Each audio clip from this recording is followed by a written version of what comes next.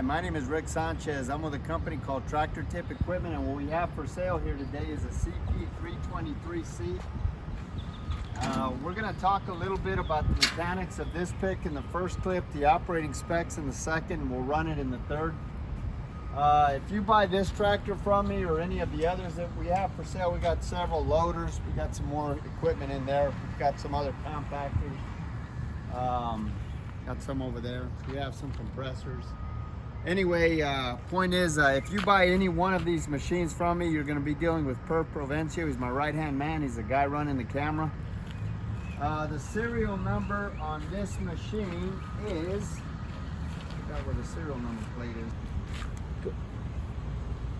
Okay, so the serial number, we couldn't find it. It was covered up in mud. This machine's in its working clothes right now. It's CP323AEA S like Sam 0065. I'm gonna leave that last digit blank. Price on a new machine like this these days is probably somewhere around 100, 110,000. I don't know, it's been a while since I priced them. This machine currently has roughly 1,100 hours on it.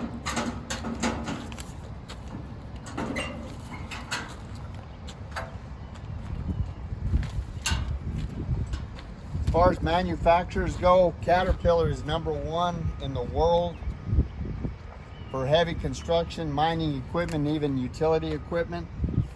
They build solid, reputable machines that stand the test of time.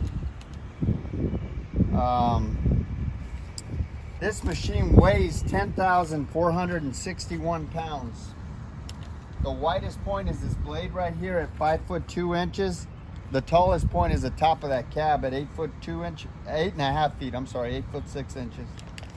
The transportation link from the front of this cutting edge to the rear of the counterweight is 15 foot 3 inches. As far as the history of this unit goes, this machine, like almost every machine we purchase, is an original owner Dallas, Texas machine.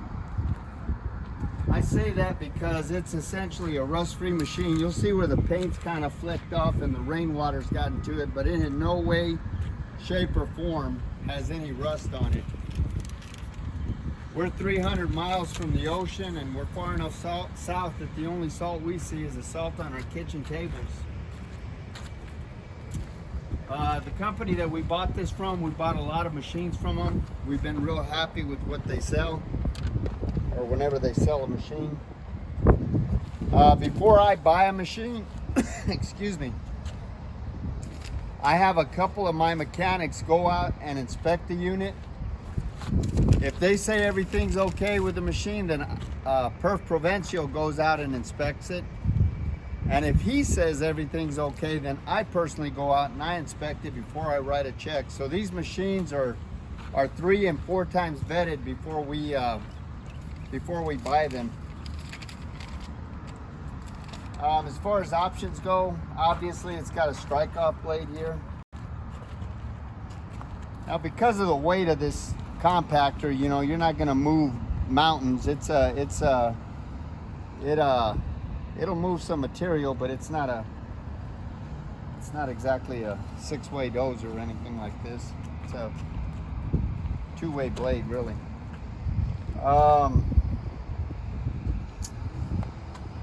I guess I should say this machine is it's the drum drives the machine, and so do the rear wheels. But it's mainly most of the hydraulic force. It's all hydrostatic, but most of the hydraulic force is in the drum. We'll run it in the next clip, and we'll show you guys that.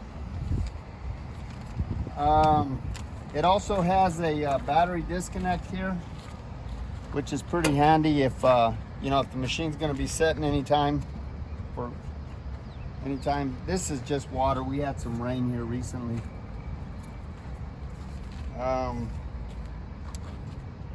It's got a 38-gallon fuel tank, which will run you anywhere from 14 to as many as 24 hours, depending on what you're doing.